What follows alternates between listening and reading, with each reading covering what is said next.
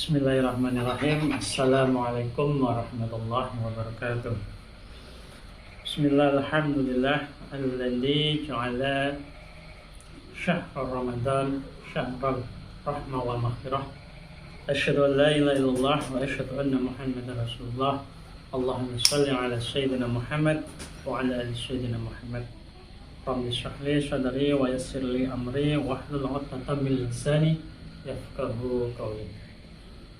Sadanipun tak monggo sanengan puji syukur kepada Allah Subhanahu wa taala yang sampun paring mapinten-pinten kenikmatan arupi iman, Islam, ihsan sehingga kula lan panjenengan sedaya kita saged nglampahi ibadah Ramadan nggih menika identik kaliyan siam.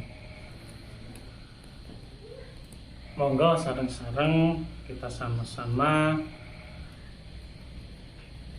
bermanjatkan puji syukur kepada Allah di qaul tamid alhamdulillahirabbil alamin. Allahumma shalli ala sayyidina Muhammad wa ala ali sayyidina Muhammad. Shalawat salam tetepake dumateng junjungan Nabi agung kita sedaya nggih menika Nabi agung Muhammad sallallahu alaihi wasallam. Semoga kita semua, keluarga kita semua, dzurriyyah kita semua pikantuk syafaatipun min yaumil hada ila yaumil akhirah amin ya rabbal alamin. Kaum muslimin wal muslimat rahimakumullah, alhamdulillah pada kesempatan kali ini kita semua berada pada bulan suci Ramadan di mana seluruh umat muslim yang ada di dunia sama-sama melaksanakan ibadah yang keempat dalam rukun Islam, yaitu berpuasa satu hari. Hal ini sesuai kalian perintahipun Gusti Allah, ya ayyuhalladzina amanu kutiba alaikumusiyam.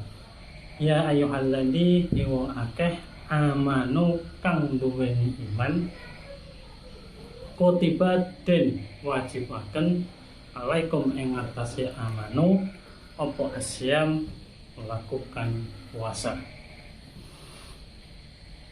Puasa pada dasarnya, pada intinya, esensinya adalah di akhir sholat tadi, yaitu la'allakum tattaqun.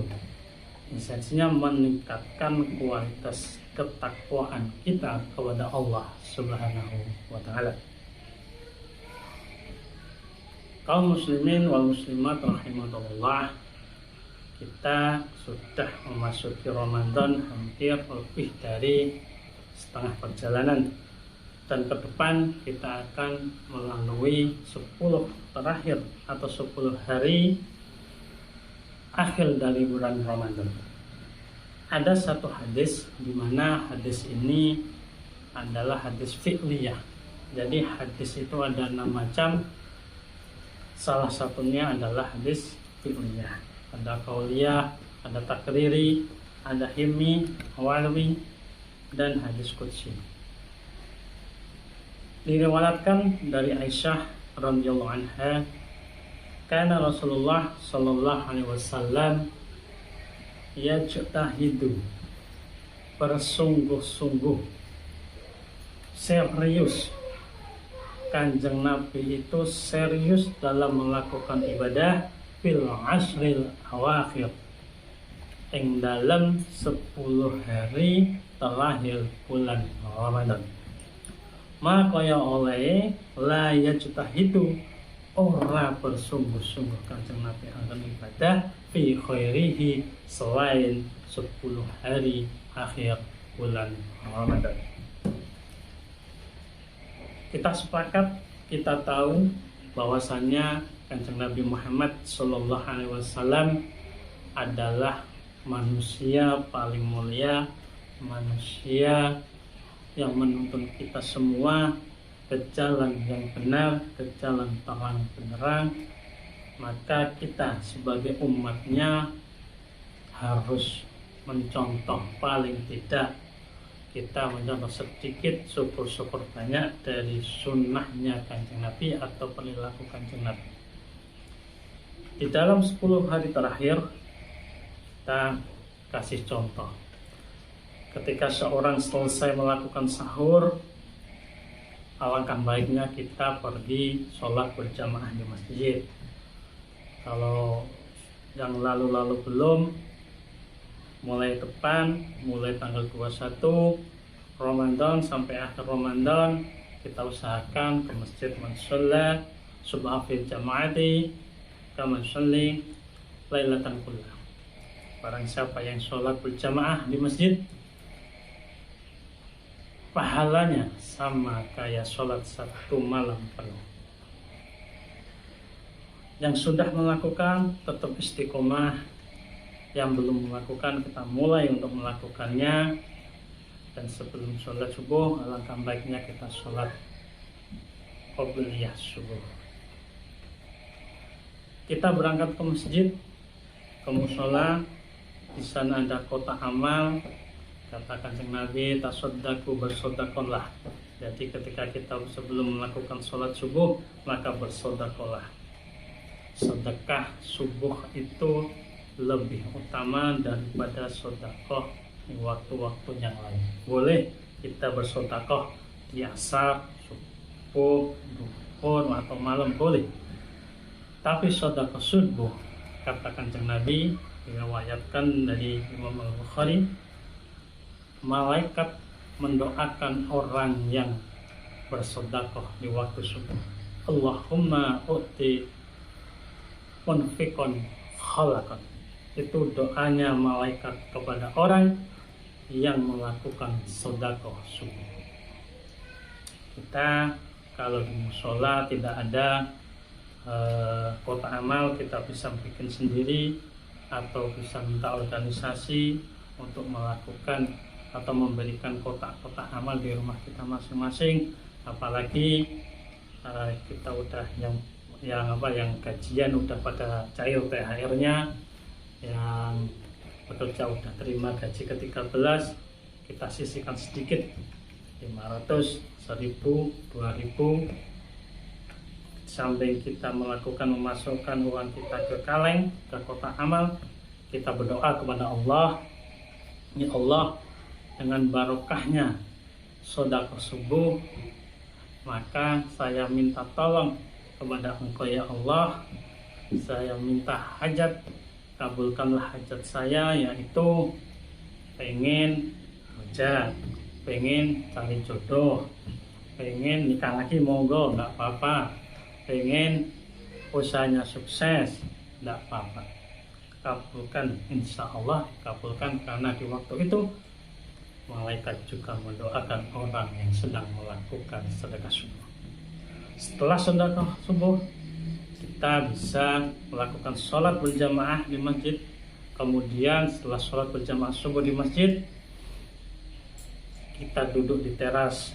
Karena di bulan Ramadan hampir semua masjid melakukan kegiatan kuliah subuh. Kita tolabul ilmu, bareng-bareng kita mencari ilmu, kita dengarkan, kita terapkan di kehidupan kita. Setelah itu kita pulang, kita sholat duha, kita siap-siap bekerja. Bagi yang kantoran silahkan, mau ke sawah silahkan, mau berdagang silahkan. Di waktu duhur kita bisa istirahat sejenak, sholat duhur berjamaah. Setelah sholat duhur kita bisa iktikaf di masjid. Man sapane wong iktikafa kang pengin iktikaf ma'i marang ingsun tegese Kanjeng Nabi, fal takafa mongko beriktikaflah kamu fil asri awakhir Ramadan, ing 10 dina akhir bulan Ramadan. Jadi tentu ini adalah landasan hukumnya iktikaf itu di masjid di 10 hari terakhir bulan Ramadan. Di iktikaf di masjid kita merenung, kita mendekatkan diri kepada Allah, kita sholat, kita tasbih, kita istighfar paling tidak 70 kali. Kalau Nabi istighfar satu hari, ada yang meriwayatkan 100, ada yang meriwayatkan 70. Kalau saya pribadi lebih enak 70, karena malaikat maut atau malaikat Israel sowan ke kita, sowan ke manusia itu satu hari 70 kali dibagi 24 jam, paling tidak 20 menit, 21 sampai 22 menit malaikat maut sowan ke kita semua dan berdoa kepada Allah untuk mencabut nyawa kita. Dan alhamdulillah doanya malaikat maut belum diijabah sama Allah, sehingga kita bisa berwajah, kita bisa memberi nasihat yang baik. Setelah kita beristighfar, jangan lupa kita untuk bersolawat kepada Nabi. Innallaha wa malaikatahu yusholluna 'alan nabi. Sungguhnya Allah dan para malaikatnya bersolawat kepada Nabi. Ya ayyuhalladzina wa amanu kang dua iman, shollu bersolawatlah alaihi atasnya Nabi Muhammad sallallahu alaihi wasallam. Tentu kedua ini sangat bermanfaat bagi kita. Mana yang lebih penting? Istighfar, kita meminta ampun kepada diri kita, sedangkan sholawat itu kita mendapatkan 10 kebaikan, mendapatkan 10 pengampunan, mendapatkan 10 derajat kita tinggikan. Kaum muslimin wal muslimat rahimatullah, waktu malam Kanjeng Nabi juga mempunyai kegiatan di 10 hari terakhir bulan Ramadan. Dari Aisyah lagi, beliau meriwayatkan hadis fiqhiyah, ida asyara nalikan ida dakhala, nalikane wis mlebu, wis jumeneng, wis masuk al asru ay hadal asyri fi akhir Ramadan, 10 dino ing akhir bulan Ramadan. Apa yang dilakukan Nabi? Pertama, syaddun mu'zaratun. Pertama yaitu mengencangkan sarung. Izarah itu maknanya sarung, tapi ada yang mengartikan gamis. Kalau saya cenderung sarung. Kata Abu Bakar pun sama. Kanjeng Nabi sholat juga memakai sarung, dan saya juga alhamdulillah ketika sholat selalu memakai sarung. Dan ini ada tuntunannya, bahwasanya sarung itu tidak anti sunnah. Sarung itu adalah sunnah. Ada dalilnya, ini saya sebutkan. Idza dakhala al-asru syaddun mu'zaratun, mengencangkan gamis atau sarung pada malam hari. Wa ahya lailahu, lan menghidupkan malam-malam. Wa iqadha ahlahu, dan membangunkan keluarganya. Syaddun mu'zaratun, dalam Fathul Bari atau syarah dari Sahih Bukhari dijelaskan maksud dari mengencangkan sarung adalah tatajafa junubuhum anil madaji. Tatajafa membanggangaken junubuhum lambung sira kabeh anil madaji, saking tempat keturunan. Jadi menghindari dulu untuk bersetubuh kepada istrinya. Sedangkan Imam An-Nawawi memaknai syaddun mu'zaratun, yaitu memperketat, memperbanyak ibadah kita kepada Allah. Dan saya setuju ini, seakan-akan enak ini.